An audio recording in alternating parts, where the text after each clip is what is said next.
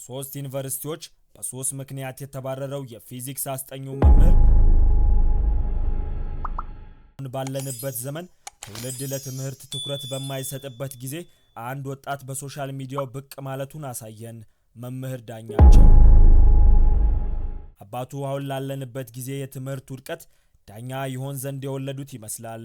ትውልድ የመቅረጽ ትውልድ የማዳን ኃላፊነት እንዳለበት ያሳየው መምህር ዳኛቸው ታሪኩን እንዲህ ሲል ይጀምራል።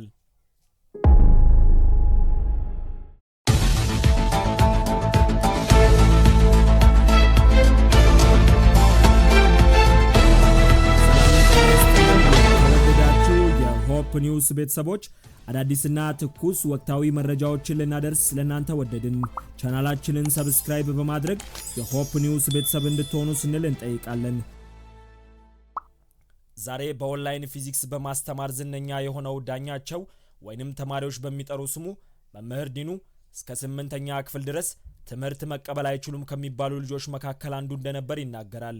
ሁሌም በትምህርታቸው የተሻሉ ተማሪዎችን ሲያገኝ እንዴት እንደሚያጠኑ ይጠይቅ እንደነበር ያስታውሳል። በአንድ ወቅት ከክፍል አንደኛ የሚወጣውን ጓደኛውን እንዴት ጎበዝ መሆን እንደሚችል ሲጠይቀው የአሳ ዘይት ጠጥቶ እንደሆነ ይነግረዋል። ሞከረው፣ ለውጥ የለውም። ሌላኛው ጓደኛው ደግሞ ጧት የተመስጦ ስፖርት እንደሚሰራ ነገረው። እርሱንም ሞከረው፣ ለውጥ የለውም። አንድ በጣም የምወደው ጓደኛም ቴኳንዶ ስራበት አለኝ። እርሱንም ሞከርኩ፣ ግራ እጄን ተሰብሬ ወጣው። ጎበዝ ለመሆን ብዙ ሞክሬ ነበር፣ ግን አልተሳካልኝም ይላል። የመጀመሪያና መለስተኛ ሁለተኛ ደረጃ ትምህርቱን ሲያስታውስ ዳኛቸው ከባልንጀራቸው እኩል ቀለሜ መሆን ህልሙን ሲያሳድድ 8ኛ ክፍል ደረሰ። አባቱ በጥበቃ ሰራተኛነት ከሚሰሩበት ትምህርት ቤት ውስጥ በነፃ የሚማረው ዳኛቸው 8ኛ ክፍልን ከጓደኞቹ ኮርጆ 96% ያህል ማምጣቱን ያስታውሳል። አባቱ ተማሪዎች መካከል አይናቸው በእንባ ተሞልቶ አክፈው ሲያሽከረክሩት አባቱን ስለማስደሰት ብቸኛው የፍጥነት መንገድ ትምህርት መሆኑን ገባው። የዓመቱ ትምህርት ተከፍቶ 9ኛ ክፍል እስኪደርስ ድረስ በድሬዳዋ ከተማ በሚገኘው ቤተ መጻሕፍት ጧት እየሄደ ማንበብና ማጥናቱን ጀመረ። ሂሳብ ነው የመጀመሪያ ጥናት የጀመርኩት የሚለው ዳኛቸው የተለያዩ የሂሳብ ስሌቶችን እንደ አዲስ መቀመርን ያዘ። በወዳጆቹ እጅ ሲሽሞነሞኑ ያያቸው ቁጥሮች ታዘዙት። አይኑ ላይ ብዥታና ትንግርትን ይፈጥሩ የነበሩ ስሌቶች ያለ ችግር ይቀምራቸው ጀመር።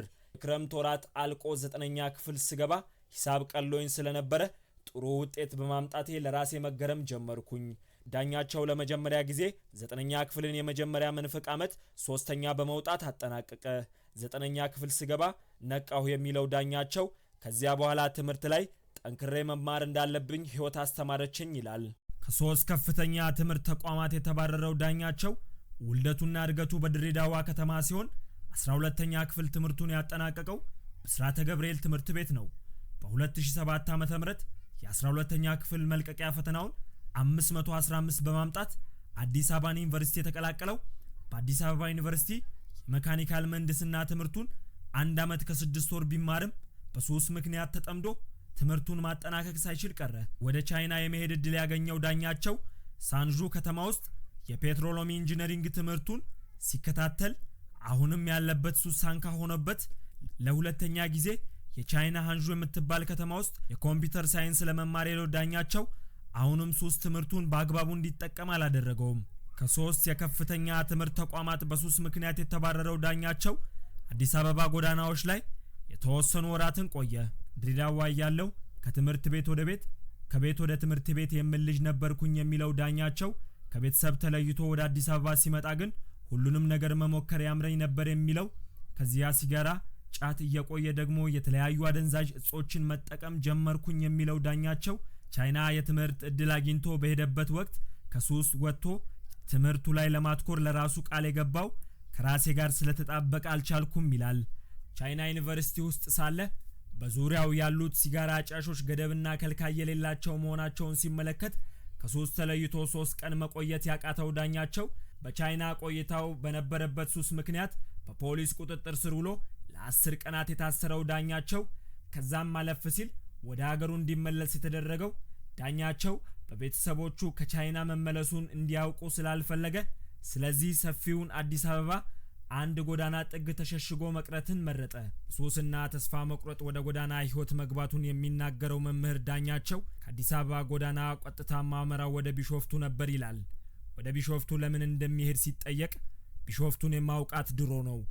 አዲስ አበባ ዩኒቨርሲቲ ያለው የመካኒካል ምህንድስና ትምህርት ስማር አንድ ትልቅ ፕሮጀክት ለመስራት ወደዚያ ሄጄ ነበር ይለናል። ቢሾፍቱ በሱስ ዓለም ሲንቧቸር ህይወቱ የበልጥ እየከበደ መጣ። በልቶ ማደር ችግር ሆነ። ከሱስ አልፎ ሆዱን ማስታገስ ጥሙን ማርካት አልቻለም። ስለዚህም ጥሏት የመጣው አዲስ አበባ ናፈቀችው።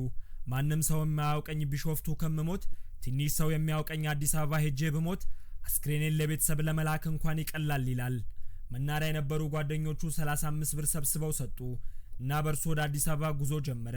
የህይወት አቅጣጫ ለውጥ ጀምሮ ቢሾፍቱ አዲስ አበባ እየመጣ ሳለ መኪናው ቆሞ ለፍተሻ ሲወርዱ ዳኛቸው ሱሱን ማስታገሻ ለመፈለግ ዞር አለ።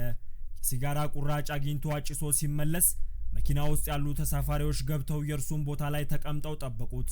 ክፍት ወንበር የነበረው ከአንዲት ሴት ጎን ነበር። አጠገብ ላጠገብ ተቀምጠው ሲያወራት ታሪኩን ሲያካፍላት አዘነችለት። እንደምትረዳኝ ቃል ገባችልኝ ይላል ሁኔታውን ሲያስታውስ። በወቅቱ መስተንግዶ እየሰራች በሪፍት ቫሊ ዩኒቨርሲቲ ነርሲንግ የምትማር የነበረችው ይቺ ሴት ለዳኛቸው ህይወት መለወጥ ምክንያት ሆነች። እርሷ ቢሾፍቱ ትንሽ ቤት ተከራይታ የምትኖር ቢሆንም ለዳኛቸው ያላትን ለማካፈል የምትተኛበትን አነስተኛ ፍራሽ ለመዘርጋት አላመነታችም። ይቺ ሴት ያሁኑ ባለቤቱ እንደሆነች የሚናገረው ዳኛቸው በእርሷ ድጋፍ እርዳታ የጎዳና ህይወቱ አበቃ። እርሷ ጋር ተጠቅቶ ሲኖር ቀስ በቀስ ከሱስ እየራቀ መጣ። ህይወቱ መልክ የያዘ የመጣው መምህር ተማሪዎች የከበዳቸውን የሂሳብና የፊዚክስ ትምህርት ሰብሰብ አድርጎ ማስተማር ጀመረ። በኮሮና ወቅት በቤተ ክርስቲያን ውስጥ አንድ ክፍል ተሰጥቶኝ አስተምራቸው የነበሩ የ8ኛ ክፍል ተማሪዎች ነበሩኝ የሚለው ዳኛቸው ከኮሮና በኋላ በአንድ ወር ተዘጋጅተው ለ8ኛ ክፍል ማጠቃለያ ፈተና እንዲቀመጡ ሲነገራቸው ትምህርት ቤታቸው ፊዚክስ መምህር እጥረት ስለነበረበት አንድ ተማሪ የእርሱን ስም አንስቶ ለርዕሰ መምህሩ ነገራቸው። መምህር እስክንቀጥር ድረስ ክፍሉን ያዝልኝ ብለው አስገቡኝ ይላል አጋጣሚውን ሲያስታውስ። እንዲያስተምራቸው ሳይሆን እንዳይረብሹ እንዲቆጣጠር ክፍል የተመደበው ዳኛቸው ግን ከተማሪዎቹ ጋር በሂሳብና በፊዚክስ ጨዋታ ጀመረ። ተማሪዎች ወደዱት። የትምህርት ቤቱ ርዕሰ መምህር አስተያየት ሲሰበስቡ ጥሩ ነገር ስለሰሙ ቀጠሩት። በዚች አጋጣሚ የተጀመረች የማስተማር ህይወት ለ3 አመታት ያህል በትምህርት ቤት ውስጥ በፊዚክስ መምህርነት እንዲቀጥል አስቻለው። የማጠናከሪያ ትምህርት መስጫ እስከ መክፈት ዳኛቸው አስጠግታው ከምትኖረው ሴት ጋር ትዳር መስርቶ መኖር ይጀምራል። ሁለቱ ጥንዶች ኑሯቸውን ለማሸነፍ እቁብ እየጣሉ የቤት ዕቃዎችን ለማሟላት ይጥሩ ነበር። ዳኛቸውና ባለቤቱ ይጥሉ የነበረው የ9,000 ብር እቁብ ሲደርሳቸው ቁም ሳጥን ለመግዛት ቢያስቡም የማጠናከሪያ ትምህርት ቤት ለመክፈት በመወሰን ቤት ይከራያሉ። ለ3 አመት በመምህርነት ተቀጥሮ ከሚሰራበት ትምህርት ቤት ለቆ በቢሾፍቱ ከተማ ስኩል ኦፍ ማይሲድ የሚባል ማጠናከሪያ ትምህርት መስጫ ተቋም ከፈተ። የማጠናከሪያ ትምህርት ተቋሙ በ16 ተማሪዎች ነበር የጀመረው። ከ16 ውስጥ ደግሞ የሚከፍሉት 6ቱ ብቻ ሲሆኑ 10ሩ ተማሪ ደግሞ በነፃ ማስተማር ጀመረ። በዋናው የኛ ዓላማ ማገልገል ነበር የሚለው ዳኛቸው በ3 ወር ውስጥ የተማሪዎቹ ቁጥር ወደ 80 ማደጉን ይናገራል። ዳኛቸው በአንድ ክፍል የጀመረው የማጠናከሪያ ትምህርት የተማሪዎቹ ቁጥር እያደገ መምጣቱን ተከትሎ ወደ 3 ክፍል አሳደገ።